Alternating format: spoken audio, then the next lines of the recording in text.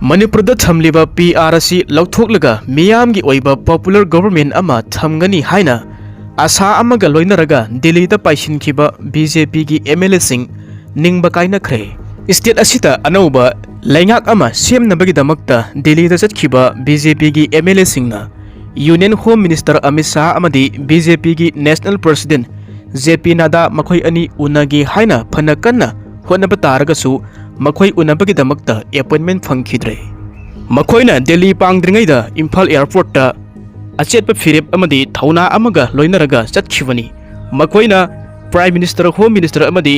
BJP gi President asi unaraga tang taba laikhai taba ama khanagani haina makhau pongna laukhibani makhoigi target ti Prime Minister Home Minister amadi BJP gi makok thongba luchingba kaya ama unaraga hojik state asida oiriba phibam asigi matangda kupna khanaraga miyamgi oiba popular government ama seman biu haina haijaba chatkhibani adubu Prime Minister Home Minister unabagi mahutta handaksu sambit patra oina unaraga halaklagani tasengmadi Delhi pangkhiba Manipur gi BJP gi MLA mayamna sambit patra gi mafamda Union Home Minister Amit Shah amadi party sigi President JP Nada makhoi animak asi unajage haina haijaruba matamda makhoi ani unabagi damakta appointment piba ngamloi haina sambit patrana BJP gi MLA singda hairakibasini masi yamne ikai ningai oiba wafam amani masida leiriba MLA mayam asi wakhan tabadi yarabani matawasum tawna miyam gi oiba anoba lengak ama semhan biu haina haijarugani haina Delhi pangkhiba BJP gi MLA singi handaki khongjat asi fail taba taragasu sambit patraga mai paknadi unakhre state asigi aruba issue kaya ama matam kuina BJP gi national spokesperson oiriba sambit patrana handle tawraga lakli masida leiriba iramdam masigi MLA mayamasina harau harau yariba sini maramasina Manipurdagi lakhiba BJP gi MLA mayamasina hau hau tawraga makhoi mayamasi haunaraga lakpanina ihang hanglaga thadokpa asi nungaite haibagi matagumna sambit patrana wafam amadi hairakli madudi Manipurda hojik thamliba PR asi makha tana matam asi henna sangdok tringaida masigi marak asida state asida miyamgi oiba popular government ama athuba matamda semhalagani haina thajaba pirakhi haiba asini masigi wahai asi kayarak hanna hairakhrabani adubu hojik phawba semmangamdana leiriba asini masigi matang asida haibadi sambit patrana MLA sing asiga unaba asida phongdokliba wafam asi kadai phuba thajaba yaba potno haibasidi miyamna amuktang khantharaga yengbiu MLA sing asina Home Minister amadi party gi president asi unajage haina haijarubada yaraktraga sambit patrana MLA mayam asi unabada athuba matamda government ama semalagani haina themlaga thaduraklaga hekta MLA sing asina harau harau yagadra haibasigi matangda wahang lai handaki matang asida aikhoigi leiriba famnaiba MLA sing asigi oiba achumba akanba aroiba phirep amadi lobadi yarabani hanjin hanjin ngai hak laitana center gi luchingma sing asina sanaraga yaraga lakpa asidi apangba MLA singni haina khalam moidra state amada government semba asibu party amagi luchingba amane hekta warep loba yagadra sambit patrana masigi matang asida authority oibra mahaki wahi asi kayam yamna thajabano sambit patrana hairaga hekta yaraga halakpa MLA sing asi miyamna para amadi tambiba darkar oirabani masigi thawong asidi sendol leibagi sen thauba chatlubada mathang thada soidanamaki piraklagani haina thajaba pirakpaga chap manai haibadi ahongba amata lakadaba su mande hamu taraga adum tokadaba mali adubu social media gi post kharada asumna thengnei madudi lakliba mathang thagi November gi tang kun asida anauba government ama semlaba yai haibagi thajaba lei haibasisu masina achum oiba taragadi yamnamak farabani adubu center gi luchingma sing asina ngai hak leitana yai haibagi matagumna hanjin hanjin thajaba manghanba adudi misam praja aikhoida ikaiba pibani haina lobi yai Delhi pangdringaida Imphal airport ta MLA kharana makhoigi oiba motsing phongdokhibada handaki matang asida karigumba center gi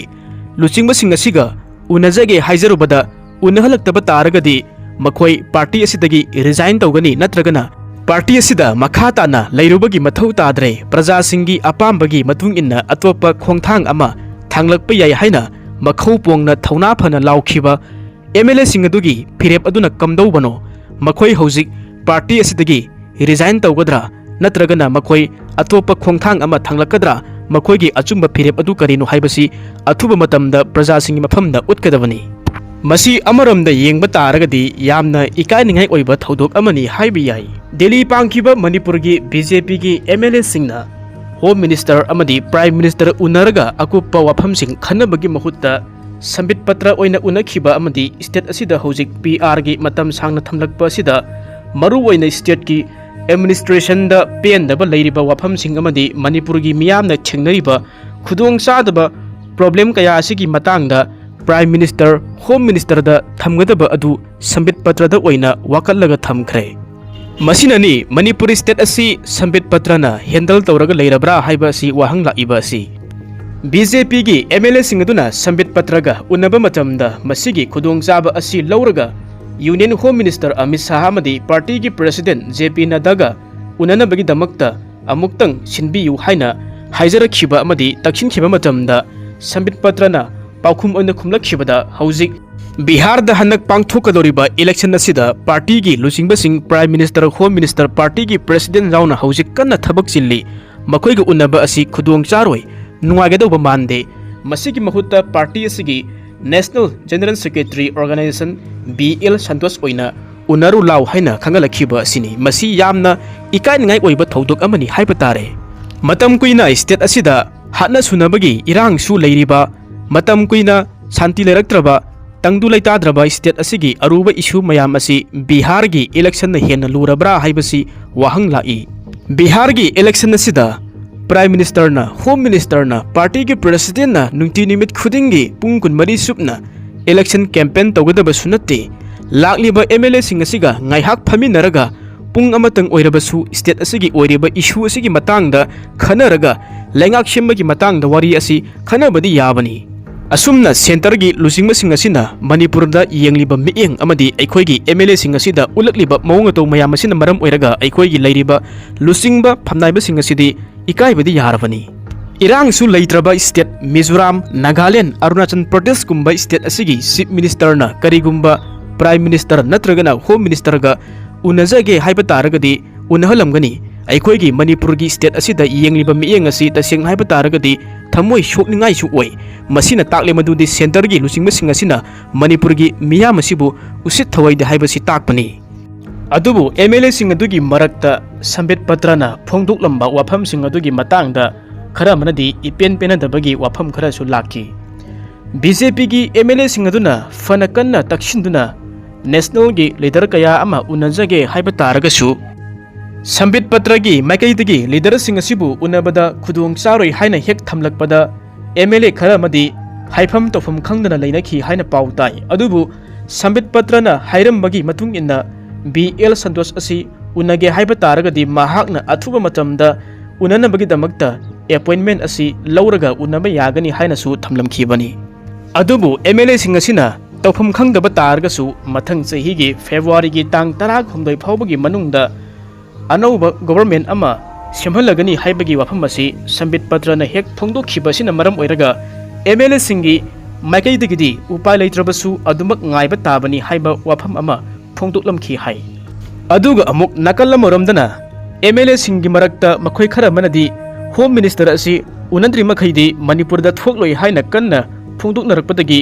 वाफम असिदा सौगतपा MLA कया अमसु लैरे हाइबगी पाउसु फंखि मतौ assume तौना Sambit पत्रगी वाफम सिंग असि तारुबदा इम्फालदगी यामना थाजब अमगा लोइनरगा चतखिबा MLA सिंग अदुना हंदक्ति सेंटरगी लुचिंगबा सिंग अदुना मणिपुरदा अनौबा लेंगाक अमा लैहनबदा सोइदनमकी अयाबा पिरकलगनी हाइना खनबा MLA खरगी मरक्ता निंगबा कायबा याउरि हाइरि नकलमरोमदा दिल्लीदा अनौबा लेंगाक अमा सेमहन्नबा तक्सिलुगनी हाइना संखिबा BJP की MLA सिंगी मरक्ता नाइतोम ताबा याउरब्रा हाइनासु हंगनरकली मखोइ खरगी मनुंगदा BJP की MLA अमनदी महाक दिल्लीदा थुंगलबसु महाक की कलिक अमतगा उनादुना वारी सनद्री हाइनासु फोंदोखिबगी पाउसु लैखि अदुबु Delhi संखिबा MLA सिंगदुगी मरक्ता MLA 15 दी संबित पत्रगा फमिनरगा उनखि वारी सनखि हाइबगी पाउ असिदी मयेक सेंगले अदुबु मखोइ मयाम असिगी मनुंगदा MLA खरदी नाइतोम तारब्रा हाइबसिसु सिंगनरी हाइबदी MLA खरा मनदी संबित पत्र उनब अदुदा याउदबसु माली हाइबगी पाउसु लैरि अदुगा अतोप पाउ अमनसु करिगुम्बा MLA सिंगदुना सेंटर की लुचिंगबसिंग असिगा उनब असिदा mahi yandrabanina anoba lengak ama semba asigi wafam asida sentargi lusingbasing aduna ayaba piraktragadi government semdaba taragadi assembly asi muthatnaba wafamsu khanakhiba leikhi amadi hairiba wafam asi thamki haibagisu pau amasu lagli masigi wafam asi hojik phawbagi oina anoba miyamgi oiba popular government ama semhanbagi ayaba piraktabagi mami tadaba asina maram oiraga taragini thoisuba manipur legislative assembly asi muthatnaba wafam oina thamkhibani hairi masigi wafam asi lagliba asi sambit patragi wafam aduda MLA sing asigi marakta piandaba sing yaure haibasi mayak siangle mataw asum tawna center gi lusingba sing asina ngai hak leitana